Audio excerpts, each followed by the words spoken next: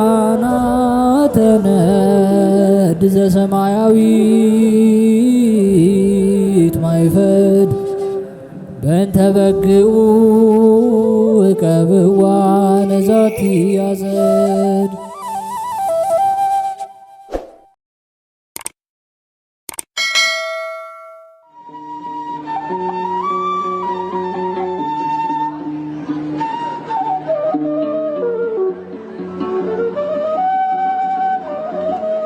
በስመ አብ ወወልድ ወመንፈስ ቅዱስ አሐዱ አምላክ አሜን። ኅዳር 12 የሚነበብ ስንክሳር። የሊቀ መላእክት የቅዱስ ሚካኤል በዓል። ኅዳር 12 በዚች ቀን ለሰው ወገን የሚያዝንና የሚራራ በእግዚአብሔር ጌትነት ዙፋን ፊት ሁልጊዜ በመቆም ለፍጥረቱ ሁሉ የሚማልድ የመላእክት አለቃ በሰማያትም ለሚኖሩ ኃይሎች ሁሉ አለቃቸው ለሆነ ለቅዱስ ሚካኤል የበዓሉ መታሰቢያ ነው። ይህም በንጉሥ ጭፍራ አምሳል በታላቅ ክብር ሆኖ የነዌ ልጅ ኢያሱ ያየው ነው። ከእኛ ሰዎች ወገን ነህን ወይስ ከጠላቶቻችን ወገን ነህ አለው። እኔስ የእግዚአብሔር ሰራዊት አለቃ ነኝ፣ አሁንም ወደ አንተ መጥቻለሁ አለው። ኢያሱም ወደ ምድር በግንባሩ ተደፍቶ ሰገደለትና በእኔ በባሪያህ ዘንድ ምን አቁመሃል አለው። የእግዚአብሔር የሰራዊቱም አለቃ ቅዱስ ሚካኤል ኢያሱን የቆምክባት ምድር የከበረች ቦታ ናትና ጫማህን ከእግርህ አውልቅ አለው። ኢያሱም እንዳለው አደረገ። እግዚአብሔርም ኢያሱን እንዲህ አለው፣ በውስጧ ያለውን ንጉሷን ከኃያላኑና ከአርበኞቹ ጋር በእጃችሁ ኢያሪኮን እነሆ አስገባታለሁ። ይህም የከበረ መልአክ ከቅዱሳን ሰማዕታት ጋር በመሆን ገድላቸውን እስከሚፈጽሙ የሚያጸናቸውና የሚያስታግሳቸው ነው። ስለዚህም ስለ ልዕልናውና ስለ አማላጅነቱ በየወሩ በ12 ቀን ለመታሰቢያው በዓል ተሰራለት። እርሱ ስለ እኛ የምድሩን ፍሬ ይባርክ ዘንድ ዝናቡንም በየጊዜው እንዲያወርድልን፣ የወንዝንም ውሃ እንዲሞላልን፣ ነፋሱንም የምሕረት ነፋስ እንዲያደርግልን፣ ሁሉንም የተስተካከለ እንዲያደርግልን ወደ እግዚአብሔር በጸሎት ይማልድልናል። እንዲህም ሆነ። የእግዚአብሔር ወዳጅ የሆነ ስሙ ዱራታውስ የሚባል አንድ ሰው ነበረ። የሚስቱም ስም ቴዎብስታ ነው። እነርሱም ሁልጊዜ ያለማቋረጥ የዚህን የከበረ መልአክ የቅዱስ ሚካኤልን የበዓሉን መታሰቢያ ያደርጉ ነበር። ከዚህም በኋላ በሀገር ውስጥ ችግር በሆነ ጊዜ ገንዘባቸው አለቀ። ለዚህም የመላእክት አለቃ ቅዱስ ሚካኤል ለበዓሉ መታሰቢያ የሚያደርጉትን አጡ። ዱራታውስም ሽጦ ለበዓሉ መታሰቢያ ያደርግ ዘንድ የእርሱን ልብስና የሚስቱን ልብስ ይዞ ወጥቶ ሄደ። የመላእክት አለቃ ቅዱስ ሚካኤልም በታላቅ መኮንን አምሳል ለዱራታኦስ ተገለጠለት።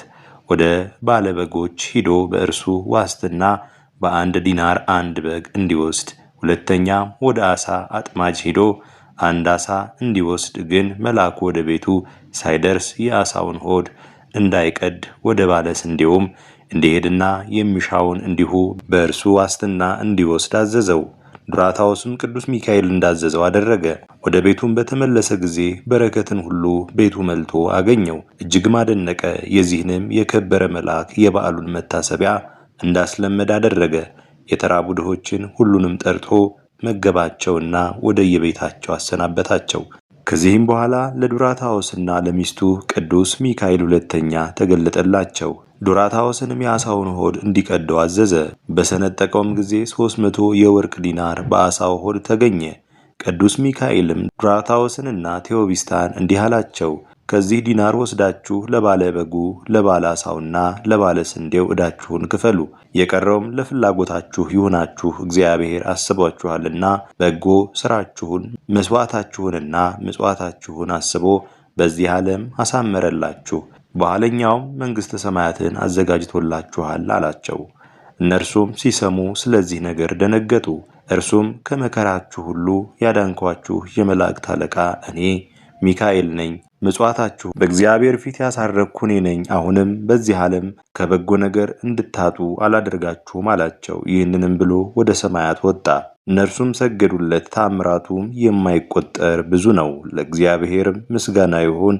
እኛንም በዚህ በከበረ መልአክ ጸሎትና አማላጅነት ይማረን ለዘላለሙ አሜን።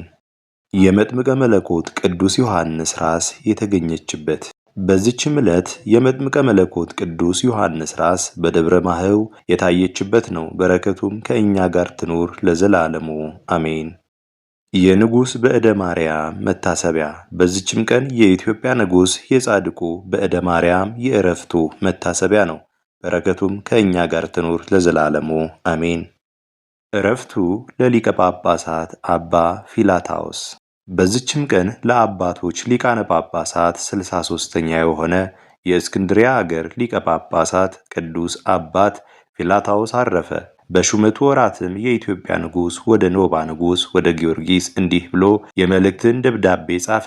ወንድሜ ሆይ ከሊቀ ጳጳሳት ቆዝሞስ ጊዜ ጀምሮ ለረጅም ጊዜ ጳጳስ ስለሌለን እኛ በታላቅ ችግር ውስጥ እንዳለን እወቅ። ይህም የሆነው ተንኮለኛው ሚናስ በተንኮልና በሐሰት ነገር የከበረ ጳጳሳችንን ጴጥሮስን ከሹመቱ ወንበር እንዲሰደድ ስላደረገው ነው። ስለዚህም 5 ሊቃነ ጳጳሳት እስቲያልፉ ለሀገራችን ጳጳስ አልተላከልንም። አሁንም ስለ እግዚአብሔር ብለህ ስለ ቀናች ሃይማኖትም በድካም ከእኛ ጋር አንድ በመሆን ስለ እኛ ወደ ግብፅ ሊቀ ጳጳሳት ወደ ቅዱስ ፊላታዎስ ጳጳስ ይልክልን ዘንድ ከራስህ ደብዳቤ እንድትጽፍለት እለምንሃለሁ የሚል ነበር።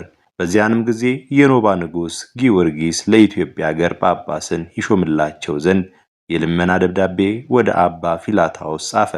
ይህ ቅዱስ ፊላታዎስም ልመናውን ተቀብሎ ከአስቄጥስ ገዳም ስሙ ዳንኤል የሚባል አንድ ጻድቅ መነኮስ አስመጣ። እርሱንም ጵጵስና ሹሞ ወደ ኢትዮጵያ አገር ላከው። ወደ እነርሱም በደረሰ ጊዜ የኢትዮጵያ ሰዎች በታላቅ ደስታ ተቀበሉት። በዚህም አባት ፊላታዎስ ዘመን ብዙ ተአምራት ተገልጠዋል። በሰላምም አረፈ። ለእግዚአብሔር ምስጋና ይሁን። እኛንም በዚህ አባት ፊላታዎስ ጸሎት ይማረን፣ በረከቱም ከእኛ ጋር ትኖር ለዘላለሙ አሜን። አስጀምሮ ላስፈጸመን ለልዑል እግዚአብሔር ክብር ምስጋና ይሁን መቼም መች ለዘላለሙ አሜን። ውድ የሊቃናት ሚዲያ ቤተሰቦቻችን ኅዳር 12 የሚነበብ ስንክሳር ይህን ይመስል ነበር። በቀጣይ በአዲስ ክፍል እስከምንገናኝ ድረስ እግዚአብሔር ቸር ያቆየን። መልካም ጊዜ